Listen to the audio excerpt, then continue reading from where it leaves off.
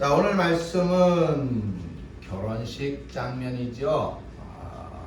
결혼식의 내용이 그 배경입니다. 그래서 이 말씀을 가지고 오늘 우리는 목적과 의미 그리고 기다림이다 하는 제목으로 말씀의 은혜를 나눌 텐데, 지금이 이제 대림절 기간이죠. 성탄절을 앞에 두고 다시 오실 주님을 맞이하기 위해서 준비하고 기다리는 그런 기간이다. 그래서 이제 대림절이라고 합니다. 이 기간에 우리가 예수님이 과거 2000년 유대 땅에 처음 초림하셨다. 처음으로 오셨다.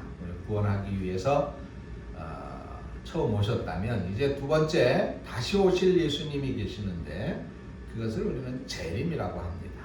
그 다시 오실 예수님, 처음 오시는 예수님은 십자가를 지심으로 우리들의 구원을, 구속을 이제 이루시기 위해서 그렇게 오셨다고 할 것 같으면, 이제 다시 오실 예수님은 모든 믿는 자들의 구원을 완성시키고 뿐만 아니라 믿지 않는 자들에 대한 하나님의 심판을 완성시키기 위해서 다시 오시는 그런 주님이신 것이죠. 그래서 이 다시 오실 주님을 우리가 바라고 기다리면서 이 성탄을 이제 맞이해야 할 것입니다. 그래서 오늘 본문의 말씀을 가지고 목적과 의미 그리고 기다림이라는 제목으로 말씀의 은혜를 나누겠습니다. 자, 오늘 본문의 그 배경은 유대인의 결혼 잔치예요. 결혼 잔치. 우리들의 이 결혼하고는 조금 그 결혼 잔치의 그런 어떤 유형이 좀 다릅니다. 이 유대인들의 결혼은 주로 밤에 진행을 해요. 밤에 하는데 신랑 집에서 합니다. 신랑 집에서. 이제 신랑은 집에서 이제 결혼 잔치를 하기 위해서 신부를 데리러 신부 집으로 가겠죠. 그러면은 신부 집에서는 신부도 기다리고, 그리고 들러리라고 해서 신부의 친구들도 같이 기다리는 것입니다. 자, 근데 오늘 이제 그 본문에 보면은 신부 말고 그 들러리가 10명이라고 그랬어요. 10명이 그 들러리로 이제 신부의 친구들이죠. 함께 이제 신랑이 데리러 오기를 기다리고 있는 거예요. 근데 문제는 신랑이 언제 올지 모른다는 겁니다. 신부의 들러리들이 신랑이 올 때를 준비해서 이제 기다리는데, 그 신랑이 언제 올지 모르기 때문에 등을 준비를 하게 되어져 있어요. 등을 밝혀서, 불을 밝혀서 신랑을 환영하는 그런 의미로 이제 등을 가지고 기다리는 것입니다. 자, 그런데 이제 뭐 등은 어떻게 되게 기름으로 이제 불을 밝히는데, 이게 시간이 많이 지나면 기름이 점점 소모돼 버리겠죠. 그러니까 오늘 말씀에 있는 이 지혜로운 슬기로운 5명의 이 들러리는 혹시 신랑이 늦을지도 모르니까 기름을 더 준비해야 되겠다. 그래서 여분의 기름병을 준비를 해둔 거예요. 그런데 미련한 5명의 이 들러리들은 여분의 기름병을 준비하지 않았다. 그냥 이거면 충분하겠지, 이렇게 이제 생각을 했다는 것입니다. 자, 그런데 이제 신랑이 올 것이다. 이제 신랑이 온다는 소식이 전해집니다. 이제 들러리들은 등을 들고 이제 마을 바깥에 거기에까지 이 신랑을 맞이하러 이제 나가야 되는 거예요. 그런데 문제는 신랑이 아마 좀 더디 왔는 모양이죠. 등에 기름이 떨어진 거예요. 불이 꺼졌다고 말입니다. 여분의 기름을 준비한 들러리들은 문제가 없는데, 여분의 기름을 준비하지 않은 들러리들이 이제 문제가 된 것이죠. 그래서 이 여분의 기름을 준비하지 못한 들러리들이 우리들에게 기름을 좀 나누어 달라고 부탁을 합니다. 자, 그러니까 이 기름을 그러면 나누어 주면 양쪽에 다 기름이 떨어지니까 안 될 것 같다. 그러니까 너희들은 차라리 마을에 가서 여분의 기름을 좀 사가지고 와라라고 얘기를 합니다. 그래서 이 기름을 준비하지 못한 들러리들이 마을에 기름을 갈아 간 사이에 이 신랑이 도착을 했고, 여분의 기름을 준비했던 이 지혜로운 5명의 신부 들러리들은 신랑과 함께 신부와 함께 이제 신랑 집으로 가서 결혼식을 치르게 됐다는 얘기입니다. 자, 여기에 보면 이제 우리가 조금 의아스러운 부분이 있어요. 이 결혼식 시간인데 우리들이 흔히 이제 청첩장을 받으면 몇 월 며칠 몇 시에 어디에서 이렇게 결혼식을 합니다. 누구와 누구가 결혼식을 합니다. 이제 그렇게 알리죠. 근데 이때는 결혼식 시간이 정확하게 이렇게 정해지지 않은 것 같아요. 그 당시 결혼식 시간은 전적으로 이제 신랑 아버지의 소관이었다고 합니다. 물론 신랑 아버지는 신부 쪽에다가 언제 결혼식을 합니다라고 하는 대략적인 것은 가르쳐 준다 그래요. 그래서 몇 월 며칠부터 며칠 사이에 합니다. 이런 정도는 알려줬다고 합니다. 그러다가 이제 준비가 다 되게 되면 신랑 아버지가 그 신랑 아들에게죠. 이제 아들아, 이제 준비가 다 됐으니까 가서 신부를 데려오너라, 이렇게 한다고 해요. 그러면 이제 그때 신랑이 신부 집에 가서 그 들러리들과 함께 이제 신부를 데리고 와서 결혼식을 하게 되는 거예요. 그러니까 신부 쪽에서는 신랑이 언제 오나 눈이 빠지게 기다리겠죠. 그러니까 오늘 상황이 바로 그런 상황인 거예요. 이게 신부를 데리러 신랑이 올 텐데 언제 오나 지금 눈이 빠지게 기다리고 있습니다. 우리 주님은 바로 이 혼인잔치 비유를 통해서 우리 주님께서 재림하실 텐데 그때와 그 시는 정확하게 안 알려주셨어요. 재림하실 주님 당신조차도 그때와 시를 모른다는 겁니다. 그래서 슬기로운 5 처녀들과 같이 되어야 된다, 이렇게 비유로 말씀하고 계신 것입니다. 네, 다시 오실 우리 주님을 기다리는 이 대림절 기간에 우리에게 말씀하시는 주님의 음성을 오늘 말씀 속에서 우리가 듣고 주님을 기다리기 위해서 준비하는 저와 여러분들이 되어지기를 바랍니다. 오늘 본문 주제가 바로 이 기다림이에요. 기다림. 자, 오늘 등장인물을 보세요. 다 기다리는 사람들이거든요. 10 처녀만 기다리는 게 아니에요. 누가 제일 많이 기다리겠습니까? 당연히 신랑 신부가 그 결혼식 할 순간만을 손꼽아 기다렸을 것입니다. 물론 신랑 집에서도 신부 집에서도 다 기다립니다. 우리 주님은 당신이 다시 오시는 이 재림을 이 결혼식 이야기로 왜 비유하셨을까요? 오늘 본문에서 제일 강조하고 있는 대목이 무엇일까요? 바로 신랑 집에서 결혼식을 성대하는 그것을 강조하는 것일까요? 아니면 신부 집에서 신랑을 맞이해가지고 신랑을 아주 그냥 융숭하게 대접을 했다, 그런 내용일까요? 아닙니다.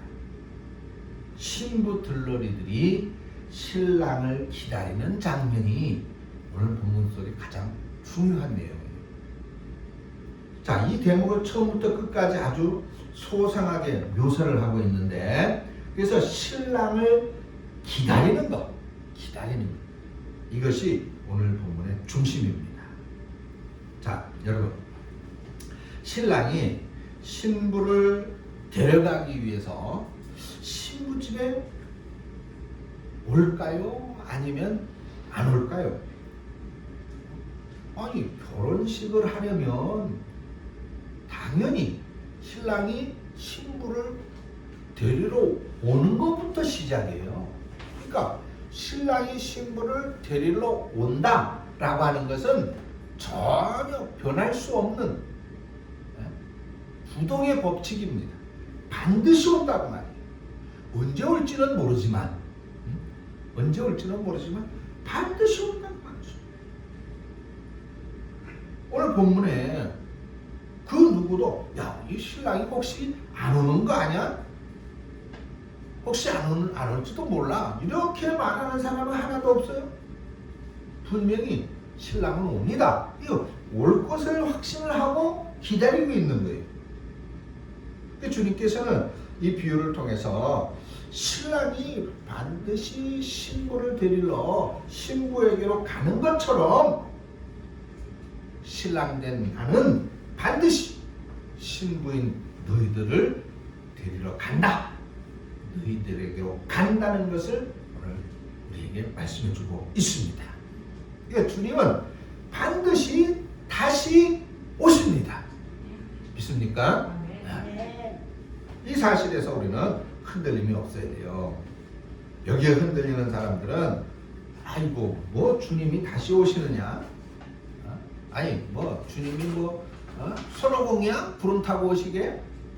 이런 실화 같은 이야기를 하지 말라고 해요. 저 세상은 없고 야 우리가 죽으면 그걸로 끝이다 그렇게 생각을 합니다. 그런데 그렇지 않아요. 성경은 분명하고 단호하게 다음 세상이 있음을 말씀하고 있고 우리 주님이 분명코 다시 오셔서 모든 성도들을 믿는 자들을 그 나라로 인도에 가실 것이라고 확실하게 말씀해주고 있다는 것입니다.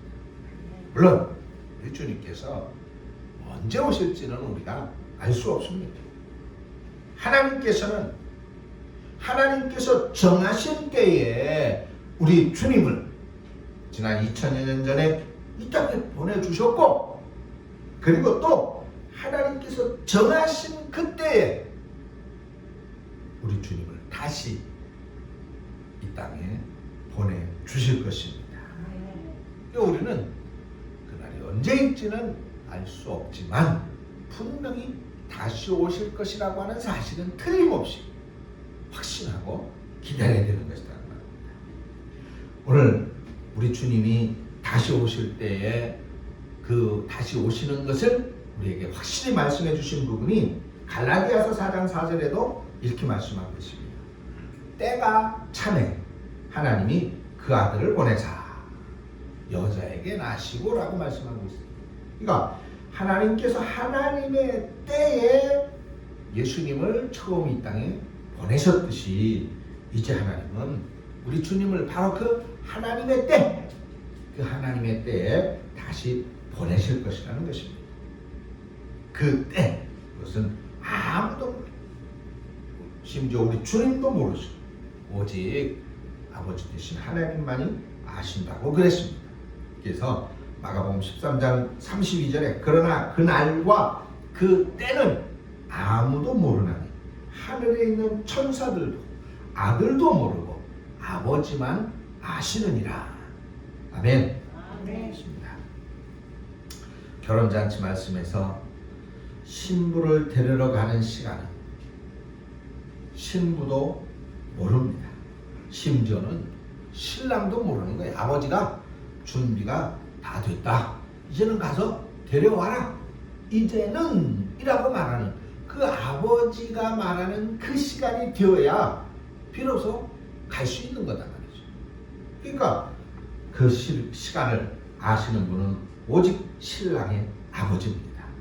그래서 준비가 다 되면 신랑의 아버지가 신랑을 신부한테로 보내주는 것처럼 하나님은 당신이 정하신 때에 그 아들 예수 그리스도를 신부된 우리에게 반드시 보내실 것입니다. 언제인지는 모르지만 하나님은 반드시 보내시고 또 우리 주님은 반드시 오실 것입니다. 믿습니까? 그렇습니다. 이제 오늘 본문의 말씀에 3절 4절을 함께 보겠습니다. 미련한 자들은 등을 가지되 기름을 가지지 아니하고 슬기 있는 자들은 그릇에 기름을 담아 등과 함께 가져갔다 하겠습니다. 자, 10처녀들이 다 신랑을 기다렸어요. 근데 5처녀만 신랑을 맞이했습니다. 다른 5처녀는 신랑을 맞이하지 못했어요. 이게 결혼 잔치에 참여하지 못했다는 거예요. 그 이유가 뭐라는 거예요? 이 미련한 5처녀들은 아마 신랑이 금방 오겠지 그러면서 여분의 기름병을 준비하지 않았다는 겁니다. 그런데 슬기로운 5처녀는 신랑이 혹시 더 들지 모르니 여분의 기름을 준비하자. 그래서 준비했다는 거예요. 마치 자동차에 스페어 타이어를 준비하는 것처럼 그렇게 준비를 한 겁니다. 미련한 5처녀들은 충분히 기름을 준비하지 못했기 때문에 정작 신랑이 왔을 때 불을 밝혀야 되는데 그만 기름이 다 떨어져서 불을 밝힐 수가 없었던 거예요. 등은 있었는데 기름이 없었다는 거예요. 여기 중요한 것이 이제 이 기름인데 기름이 준비가 되지 않으면 신랑을 맞이할 수가 없었어요. 그렇다면 이 기름이 없으면 우리도 다시 오실 주님을 맞이할 수 없다는 거죠. 그렇죠? 우리도 기름을 준비하고 있어야 된다는 얘기예요. 그런데 그러면 우리가 준비해야 하는 이 기름이 뭘까? 성경에 나오는 대로 그냥 문자 그대로 등과 기름을 준비하면 되는 걸까? 그렇지 않겠죠. 많은 학자들이 기름을 성령으로 해석하기도 합니다. 또 어떤 학자들은 이 기름이라는 것은 우리 성도들이 행하는 착한 행실이다 그렇게 말하는 사람도 있고, 또 어떤 학자들은 이것은 성도들의 주님께 대한 믿음이다 그렇게 말하기도 합니다. 네, 결론으로 말하면은 이 기름이 무엇일까? 이것은 등과 기름을 우리가 함께 연결해서 생각해야만 이 기름이 무엇인지를 확실히 알 수 있습니다. 사실 이 기름만 있다고 해서 불을 밝힐 수 있는 것도 아니죠. 뭐가 있어야 돼요? 등도 있어야 되는 거예요. 그래서 등과 기름은 떨어질래야 떨어질 수 없는 것입니다. 그래서 등은 신앙의 형식이라고 할 것 같으면 기름은 신앙의 내용이다. 이렇게 말할 수 있을 것입니다. 우리가 종종 형식은 아무것도 아니다라고 말하는 사람들이 있어요. 형식이 뭐 중요해? 내용이 중요하고 내용이 의미 있는 것 아니야? 그렇게 말을 합니다. 예를 들어 보겠습니다. 예배 드리는 것. 예배 얼마나 중요해요. 우리 신앙인들의 가장 첫 번째 의무가 뭐예요? 예배예요, 예배. 이것은 우리 신앙인들의 의무, 당연히 해야 될 의무이고 또 마땅한 책임입니다. 책임. 그러니까 우리가 신앙생활을 하지 않는다면은 예배에 참여, 신앙생활을 한다고 하면서 예배에 참여하지 않는다면 신앙생활 자체가 되어줄 수 없는 거예요. 그래서 예배에 참석하는 것이야말로 우리 신앙에 있어서 가장 중요한 책임과 의무가 되는 것입니다. 근데 예배를 드리지 않는다. 그러면 신앙인이라고 말할 수 없겠죠? 예배 드리지 않는다면 그건 신앙인이 아닙니다. 여기 신앙의 내용만을 또 중요시 여겨서 예배를 드리긴 드리는데 그러면 예배하는 그 자체만 중요한 거 아니냐. 그래서 예배를 형식은 따지지 않고 아무 데서나 어디에서나 언제나 예배 드리면 되지. 그러니까 교회에서 꼭 예배 드릴 필요 없어. 어디에서는 예배 드릴 수 있잖아. 집에서 드려도 되고. 등산 가가지고 거기서 잠깐 또 예배 드려도 되지. 꼭 주일날 교회 가서만 예배 드려야 돼? 장소가 뭐 그렇게 중요해? 꼭 주일날만 예배 드려야 되나? 주일날 바쁘면 월요일날 뭐 잠깐 시간 내 드리면 되지. 화요일날 시간 내 드리면 되지. 그렇게 형식은 중요하지 않다. 예배라고 하는, 하나님은 예배하는 것만이 중요하다라고 하는 사람들은 그렇게 말할 수 있습니다. 근데 우리는 이 잘못된 생각에 현혹되어져서는 안 됩니다. 내용 중요하죠. 예배라고 하는 그 내용, 예배의 의미 중요합니다. 근데 거기에 맞게 형식도 따라야 되는 거예요. 아무리 기름이 중요해도 그 기름을 담는 등이 없으면 불을 제대로 켤 수가 없는 거예요. 그러면 등불을 밝힐 기름의 존재의 의미가, 가치가 없는 것입니다. 비로소 등이 있을 때 그 기름의 가치가, 의미가 있는 것이고 중요해지는 거예요. 그래서 형식과 내용은 반드시 같이 가야 됩니다. 교회에서 예배하는 것이 함께 어우러져야 그것이 하나님 앞에 바른 예배의 모습이 되는 것이다, 이 말이죠. 우리 그리스도인이라고 하는 이 이름 때문에 우리는 다시 오실 주님을 그냥 그렇게 맞이할 수 있는 그런 것이 아니에요. 그리스도인이라고 하는 이름, 그리스도인이라고 하는 형식도 중요하고, 그리고 그 그리스도인이라고 하는 형식 안에 담겨진 그리스도인으로서의 역할, 행위, 그리스도인으로서의 의무와 책임도 중요하다, 이 말이죠. 그래서 이것이 제대로 갖추어져야 우리는 비로소 주님을 제대로 만날 수 있다는 것입니다. 왜 그러냐? 마태복음 7장 21절에 주님께서 우리에게 이렇게 경고하고 있어요. 나더러 주여 주여 하는 자마다 다 천국에 들어갈 것이 아니라 다만 하늘에 계신 내 아버지의 뜻대로 행하는 자라야 들어갈 것이다 라고 말씀하고 있습니다. 자, 여기 보세요. 주여 주여라고 말했습니다. 주여 주여. 그러면 분명 하나님과 관계가 있다는 것이죠. 하나님은 알고 있다는 것입니다. 그런데 그렇다고 해서 천국에 들어가는 것이 아니다라고 말씀하고 있어요. 형식도 필요하지만 내용도 필요하다. 그래서 그 내용이 뭡니까? 바로 말씀하셨죠. 아버지의 뜻대로 행하는 자라는 것입니다.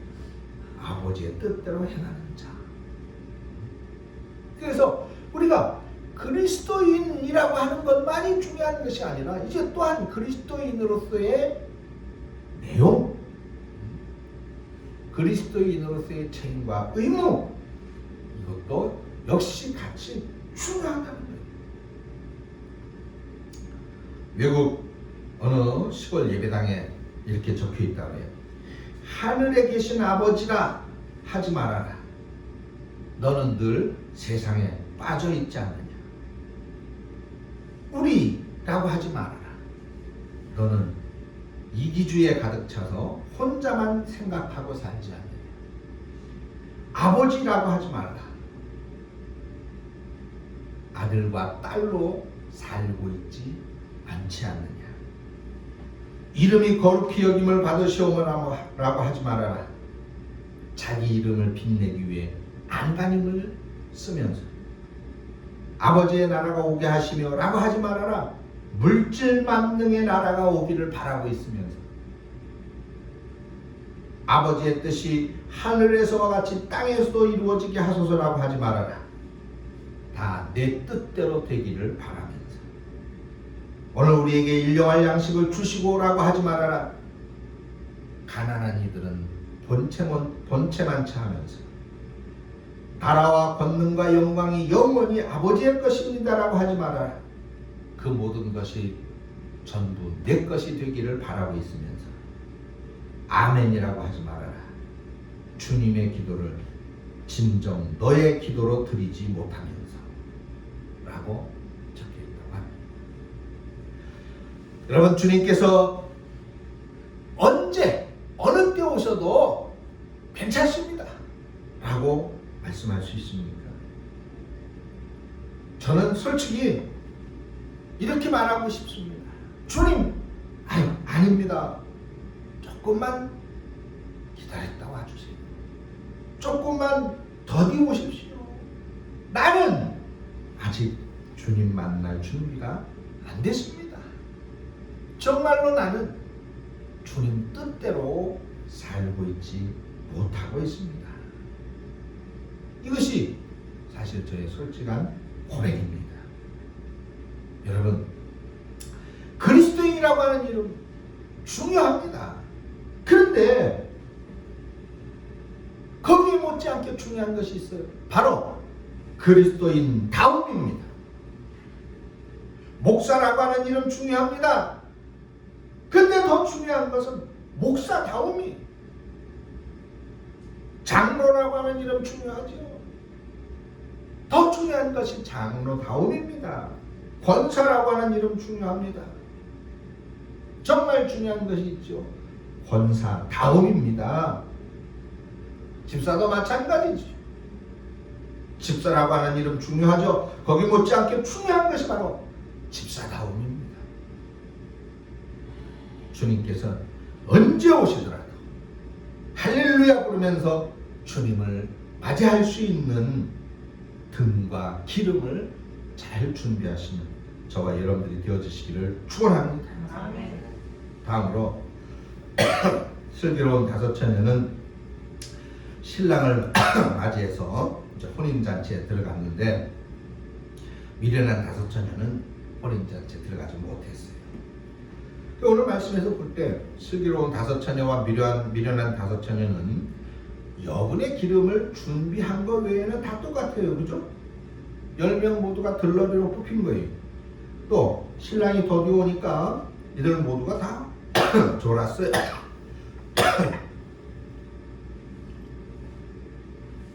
졸고 있었습니다. 그리고 신랑이 온다는 소식을 듣고 이제 깼어요. 지혜로운 여인들만 깬 게 아니에요. 미련한 여인들도 다 똑같이 일어났어요. 다 깼습니다. 자, 근데 이 두 종류의 여인들의 차이점이 뭐예요? 13절 말씀에 있죠. 그런즉 깨어있으라. 너희는 그날과 그때를 알지 못하느니라. 자, 그러면 뭐예요? 제가 금방 말씀드렸죠? 아니, 슬기로운 다섯 처녀도 깨어 있었어요.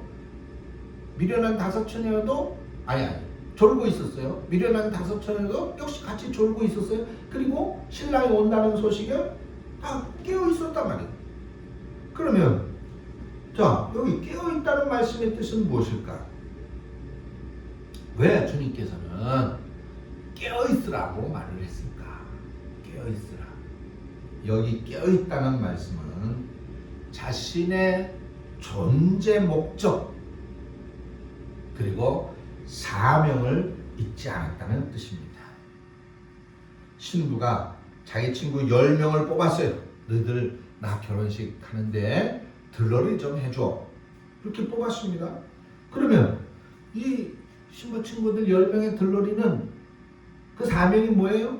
신랑이 올 때에 마을 어귀에서 신랑을 잘 맞이해서 신부를 데려갈 수 있도록 해주는 것이 바로 그 사명이에요.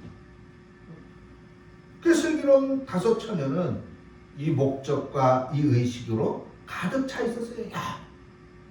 우리는 신랑이 올 때 영접을 해서 신랑과 함께 신부와 함께 신랑 집으로 가 결혼잔치를 하게 해야 돼. 이 사실을 아주 가슴에 새기고 있었다면 준비한 거예요. 그러니까 그런 이 일을 제대로 내가 하려면 기름이 충분해야 돼. 신랑이 언제 올지 모르니까 기름을 넉넉히 준비해야 돼. 이런 의식이 분명했기 때문에 여분의 기름을 준비할 수 있었던 것입니다. 그렇다면 자, 여러분, 주님께서 깨어있으라.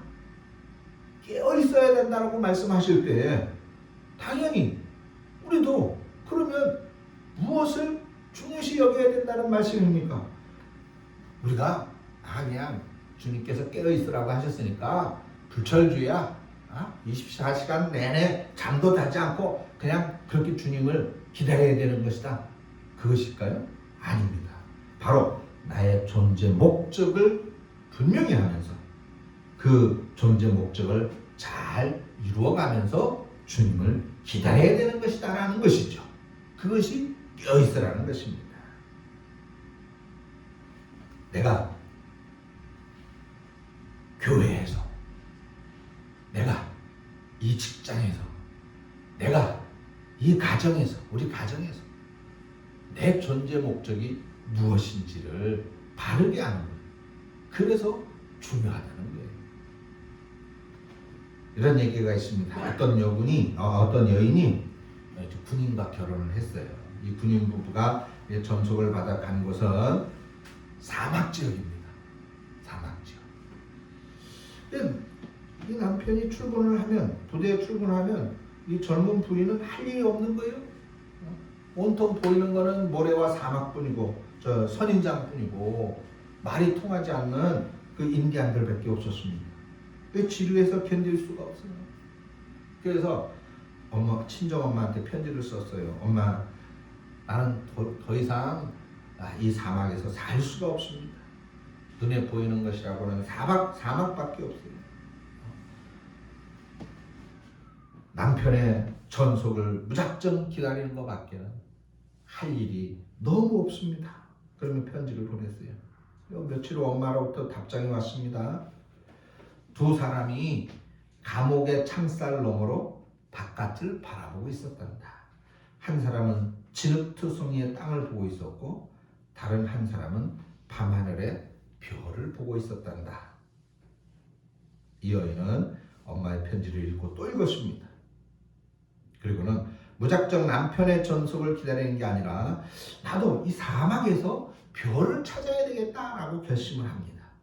그래서 이 여인은 인디언들의 말과 풍습을 연구하기 시작했고 널려있는 선인장들을 세심하게 관찰하기 시작을 했다고 그래요. 그래서 몇 년 후 남편의 복무 기간이 끝납니다. 그러자 이 여인은 사막의 전문가가 되어져 있었고 특별히 선인장에 대한 책을 출판해서 베스트셀러가 되었다고 합니다. 여러분, 우리는 어디에 있든 분명히 목적이 있는 것입니다. 존재에 의미가 있는 거예요. 아무것도 하지 않고 그냥 기다릴 일이 아닙니다. 주님께서 나를 우리 가정에, 우리 교회에, 우리 직장에 보내신 그 목적을 분명히 하면서 우리는 주님의 다시 오심을 기다려야 할 것입니다. 그것이 바로 깨어있는 성도의 모습이고 그럴 때에 우리의 기다림이 의미가 있는 것입니다. 사랑하는 성도 여러분, 슬기로운 다섯 처녀들이 신랑을 어떻게 기다렸다고요? 확신을 갖고 기다렸고 준비하며 기다렸고 깨어 기다렸습니다.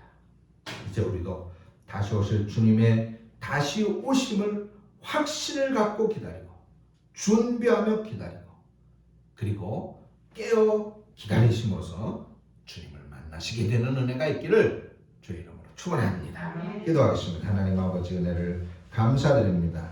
연약하고 부족한 저희를 긍휼히 여기셔서 성령의 충만함을 허락하여 주시옵소서. 우리로 정녕 우리 삶의 의미와 목적 그리고 내가 처한 곳, 내가 있는 곳의 존재의 의미와 목적을 분명히 깨달아 알고 그 안에서 그리스도인으로서의 사명을 다하고 다음의 역할을 다할 때 우리는 언제든 우리 주님 다시 오심을 환영하며 목격하게 될 줄을 믿사오니 우리로 그 믿음을 갖고 이 성탄을 기다리고 또한 다시 오실 주님을 기다리는 신앙의 사람들, 믿음의 사람들, 우리 성도님들 다 되게 하여 주시옵소서. 예수님의 이름으로 기도합니다.